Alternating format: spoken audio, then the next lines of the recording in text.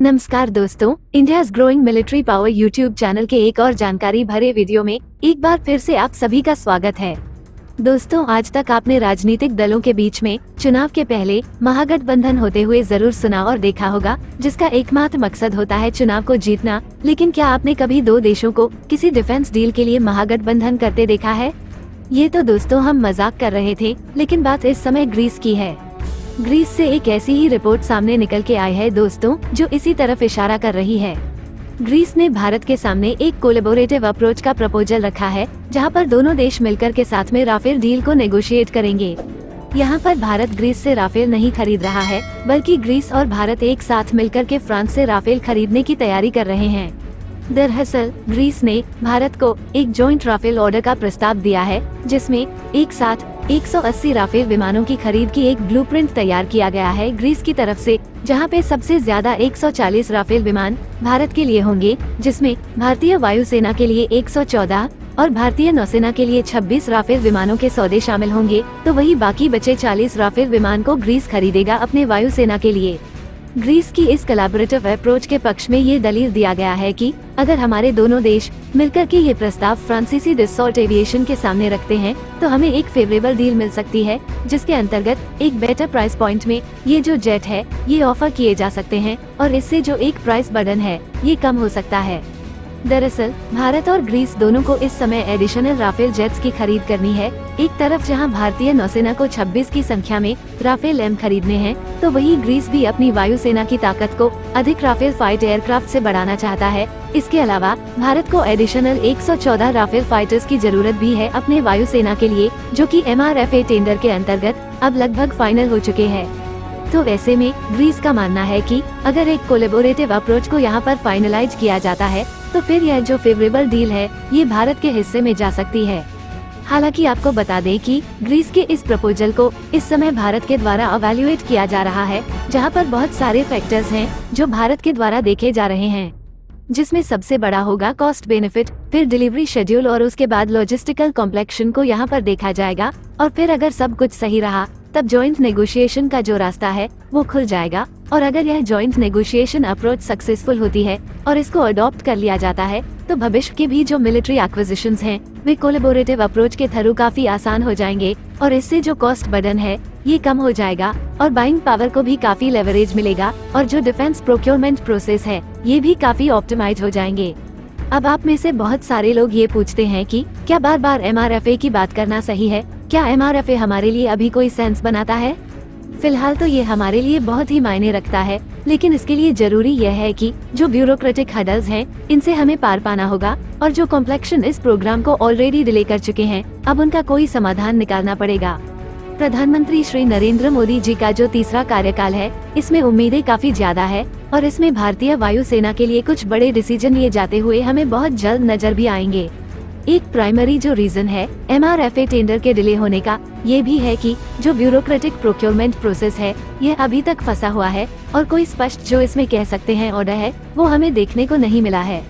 दरअसल जो अलग अलग राउंड्स यहाँ पर रखे गए हैं, जैसे टेक्निकल एवेल्युएशन राउंड, इसके अलावा और भी दूसरे राउंड है, वो काफी दिक्कतें पैदा कर रहे हैं, और उनमें कोई फास्ट प्रोसेस हमें देखने को मिल नहीं रहा है।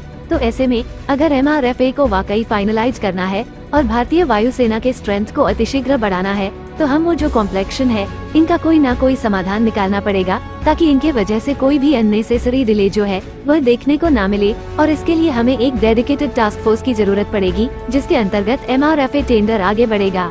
लेकिन आपको बताते चले कि मान लीजिए अगर हमें इस वर्ष के अंत तक जो एक्सेप्टेंस ऑफ नेसेसिटी है यह मिल भी जाती है, तो इसका मतलब बिल्कुल भी नहीं होगा कि जो कॉन्ट्रैक्ट है ये तुरंत साइन कर लिया जाएगा। एक्सेप्टेंस ऑफ नेसेसिटी के मिलने के बाद जो रिक्वेस्ट फॉर प्रपोजल है यह इशू किया जाएगा, और उसके आधार पर जो विजेता है उसको घोषित किया जाएगा। हालांकि भारतीय वायुसेना के अधिकारियों ने कई बार मीडिया के सामने आकर के ये कह दिया है कि इंडियन एयरफोर्स ने जो इंटरनल होमवर्क है वो पूरा कर लिया है, और इंडियन एयरफोर्स को पता है कि कौन से एयरक्राफ्ट को सेलेक्ट किया जाना है, क्योंकि बीते कुछ वर्षों में इंडियन एयरफोर्स लगातार अलग अलग जो एयरक्राफ्ट है इनकी परफॉर्मेंस को एनालाइज कर रही है, और उन्होंने डिसाइड कर लिया है कि उन्हें कौन सा एयरक्राफ्ट चाहिए। अब यहाँ पर एक चीज जो आपको जाननी होगी कि MRFA टेंडर में सबसे बड़े कॉम्प्लेक्सिटी किस चीज को लेकर के है? क्या एयरक्राफ्ट को सेलेक्ट करने को लेकर के है? बिल्कुल नहीं, यहाँ पर जो कम्प्लेक्सिटीज है वो इसके बाद की चीजों को लेकर के है।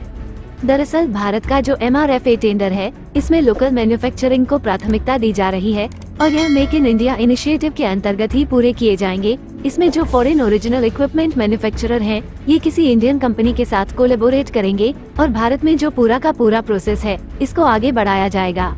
इससे न सिर्फ देश में जॉब क्रिएट होंगी, बल्कि जो लोकल एक्सपर्टीज है, ये भी डेवलप करने में MRFA प्रोग्राम बहुत बड़ा योगदान देने वाला है। इस प्रोग्राम में आपको पब्लिक और प्राइवेट सेक्टर की एक बेहतरीन पार्टनरशिप देखने को मिलेगी, जो कि इंडियन डिफेंस इंडस्ट्री को काफी ज्यादा आगे लेकर के जाएगी। लेकिन यहाँ पर कॉस्ट एफिशिएंसी और लाइफ साइकिल सपोर्ट को भी ध्यान में रखकर आगे बढ़ा जा रहा है। MRFA के अंतर्गत जो फाइटर एयरक्राफ्ट सिलेक्ट किए जाएंगे, उस एयरक्राफ्ट के निर्माता कंपनी को पहले ये इंश्योर करना पड़ेगा कि जो कॉस्ट है ये बहुत ज्यादा नहीं होनी चाहिए और उनके तरफ से जो लाइफ साइकिल सपोर्ट है ये लगातार मिलता रहना चाहिए। और इसीलिए इंडियन गवर्नमेंट की तरफ से जो अलग अलग चीजें हैं, उनको कंसिडर करी जा रही है।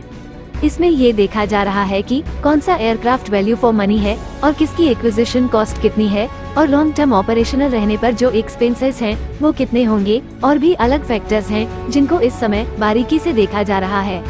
इसके अलावा इन एयरक्राफ्ट निर्माता कंपनी की जो MRO फैसिलिटी है भारत में, यानी जो मेंटेनेंस, रिपेयर और ओवरहॉल फैसिलिटी है, उसको भी ध्यान में रखा गया है और इन्हीं सारी चीजों को लेकर के MRFA टेंडर आगे बढ़ रहा है, जिसकी वजह से जो डिले है वो फेस करनी पड़ रही है।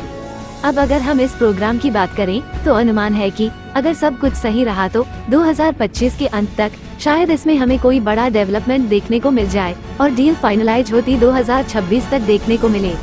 लेकिन बेस्ट केस सिनेरियो को भी अगर हम देख लें तो बेस्ट केस सिनेरियो में भी अगर 2026 में भी हम इस डील को फाइनलाइज होता मान लेते हैं, तो कम से कम हमें 3 साल लगेंगे पहले एयरक्राफ्ट को प्राप्त करने में, यानी जो पहला एयरक्राफ्ट होगा वो हमें 2029 से पहले देखने को नहीं मिलेगा। लेकिन उम्मीद यही है कि अब कैबिनेट कमेटी ऑन सिक्योरिटी की जो मीटिंग है, जो कि लगातार होने वाली है आने वाले कुछ महीनों में, उनमें हमें कुछ बड़े जो अप्रूवल है वो होते दिखाई पड़ेंगे, जैसे कि LCS प्रचंड हो गया, एडिशनल 97 तेजस जेट हो गए, जेट इंजन हो गया। शायद हमें MRFA को लेकर के भी कोई बड़ी अपडेट देखने को मिले। MRFA में टोटल 18 से 20 बिलियन डॉलर की जो इन्वेस्टमेंट है वो हमें करनी है और इसके अंतर्गत 2 एयरक्राफ्ट हैं जिनके बीच में कंपटीशन काफी ज्यादा है। एक है यूरोफाइटर टाइफून ट्रांच 5 और दूसरा है Rafale F4 standard. Eurofighter typhoon के जो ऑफर्स हैं, भारत इनको भी इग्नोर नहीं कर सकता, क्योंकि यूरोफाइटर कंसोर्टियम की लोकल मैन्युफैक्चरिंग को लेकर के हामी भरी है और उन्होंने अपना मोस्ट एडवांस ट्रांच 5 वर्जन जो है यूरोफाइटर का वो ऑफर किया है। इसके अलावा वो इंडियन मेड वेपन सिस्टम के इंटीग्रेशन को लेकर के भी तैयार हैं और उनका कहना है कि जितने भी जरूरी अपग्रेड्स भारत चाहेगा वो इस एयरक्राफ्ट में किए जाएंगे।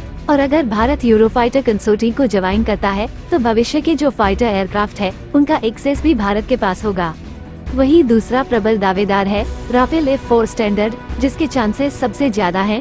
उसके पीछे की वजह ये है कि भारत ऑलरेडी 2 स्क्वाड्रन की संख्या में राफेल को ऑपरेट कर रही है। भारतीय नौसेना भी 26 की संख्या में इनको ऑपरेट करने वाली है। तो ऐसे में कम्युनिटी को ध्यान में रखते हुए और स्पेयर पार्ट्स की अवेलेबिलिटी और दूसरी सुविधाओं को ध्यान में रखते हुए भारतीय वायुसेना इन्हीं को इंसिस्ट करेगी, ये लगभग कन्फर्म है।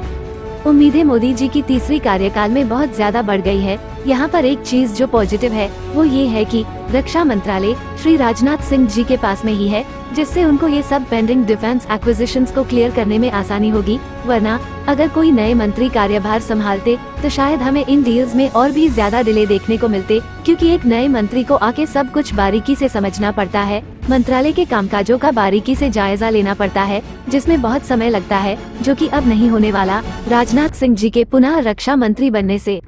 अब कई सारे सूत्रों के माध्यम से हमें ये ज्ञात हो रहे हैं कि शायद इसी साल के अंत में भारतीय वायुसेना की इस बहुप्रतीक्षित डील को लेकर कुछ बड़े निर्णय लिए जा सकते हैं। अब हमें सिर्फ इंतजार है खुशखबरी का।